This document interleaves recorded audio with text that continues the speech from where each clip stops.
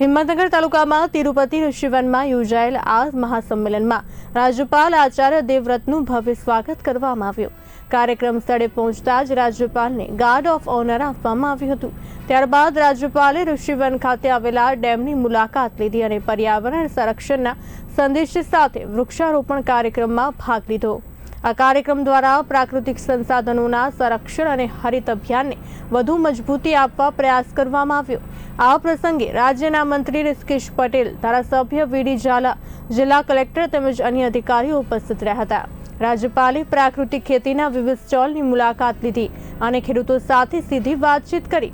ત્યારબાદ મહાસંમેલન યોજાયો હતો। કાર્યક્રમ દરમિયાન ગુજરાતમાં પ્રાકૃતિક ખેતી સાથે જોડાયેલા ખેડૂતો તેમજ સમાજમાં વિશિષ્ટ કામગીરી કરનાર વ્યક્તિઓને રાજ્યપાલના હસ્તે સન્માનપત્ર આપી સન્માનિત કરવામાં આવ્યા। આ સન્માન દ્વારા ખેડૂતોમાં નવી ઉર્જા અને પ્રેરણા જોવા મળી હતી। કાર્યક્રમ તિરુપતિ ઋષિવનમાં હતો। એમાં મહામહિમ આદરણીય રાજ્યપાલ દેવવ્રતજી અને પરમ પૂજનીય સંત સચ્ચિદાનંદજી અને મુક્ત જીવનદાસ પ્રિયદાસજી સ્વામી મણિપુર એ પધાર્યા હતા। મૂળતઃ વિષય ગ્રીન ગ્લોબલ કમાન્ડો અને તિરુપતિ ફાઉન્ડેશન દ્વારા વૃક્ષો વાવવાનું, વૃક્ષો બચાવવાનું અને સાથે વોટર કન્ઝર્વેશન એટલે પાણી બચાવવાનું કામ એ મુખ્યત્વે કરતા હતા। આજથી જ આદરણીય રાજ્યપાલશ્રીએ તમામ ગ્રીન કમાન્ડોને પ્રાકૃતિક ખેતી સાથે એમને જોડ્યા છે।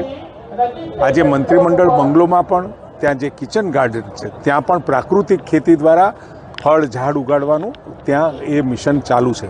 પરંતુ મારે તમામ ખેડૂતોને એક વિનંતી છે કે એક વખત પોતે પોતાના માટે, પોતાના ઘર માટે તમે જે શાકભાજી વાવતા હોય, જે ફળફળાદી ઉગાડતા હો, એ પ્રાકૃતિક ખેતી આધારિત બનાવી તમે તમારા કુટુંબને અને તમે તમારા ભોજનની અંદર પણ ઘઉં, ચોખા, કઠોળ જે પણ વાવતા હો, શરૂઆત તમે તમારાથી કરી અને એનો એક વખત અનુભવ લઈ અને આનો વિસ્તાર પ્રત્યેક ખેતર સુધી, પ્રત્યેક ખેડૂત સુધી ઇંચે ઇંચ જમીનની અંદર જે વર્ષોથી જે પ્રકૃતિએ આપણી વ્યવસ્થા જે બનાવી છે એ વ્યવસ્થામાં સહભાગી થઈ અને માનવ જીવન બચાવવાનું કામ કરવાનો સંદેશો અહીંથી આપવામાં આવ્યો છે।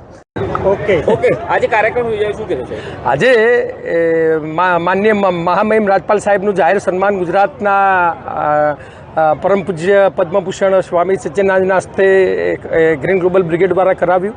ગ્રીન ગ્લોબલ બ્રિગેડના કમાન્ડો દ્વારા 1 રૂપિયો જે ભેગો થયો હતો એનો 1,11,000નો ચેક આપ્યો। સાહેબે અમારી ગંગા સ્વરૂપને પરત આપ્યો અને રાજપાલ સાહેબે જે પ્રકૃતિ ખેતીનું મહાઅભિયાન ઉપાડ્યું છે એમાં અમારી ગ્રીન ગ્લોબલ બ્રિગેડ ટીમ પણ જોઈન્ટ થઈ છે અને આ અભિયાનને દરેક ગામે ગામ અને ખેડૂત પોકે એની આ બે મોટા એક રાજપાલ સાહેબના અને ગ્રીન ગ્લોબલ બ્રિગેડના ખેડૂતો ભેગા થઈને આ એક મહાઅભિયાનમાં જોડાયા છે અને આવનાર પેઢીને આ ઝેરી મુક્ત ખેતીમાંથી મુક્ત કરવાનું આજે અમે આ બધાએ ભેગા થઈને અનુરોધ કર્યો છે અને સમાજને ખાતરી આપીએ છીએ કે આવનારા વર્ષોમાં અમે આ ઝેરી મુક્ત ખેતીમાંથી સમાજને જેટલો શક્ય એટલો વહેલા ઝડપથી મુક્ત કરીશું। આપ પણ અમને આ મિશનમાં સાથ આપો। ખાસ તો પત્રકાર મિત્રોને અમે ખાસ વિનંતી છે કે ઘણા બધા સમાચાર આપ બતાવતા હો છો, પણ પર્યાવરણના અને આવા પ્રકૃતિક ખેતીના સમાચાર જો સમાજમાં વધારે બતાવવામાં આવે તો ખેડૂતોમાં જાગૃતિ વધારે થાય એવી આ મધ્યપ્રદેશ આપ સૌને વિનંતી કરું છું। થેન્ક યુ, આભાર।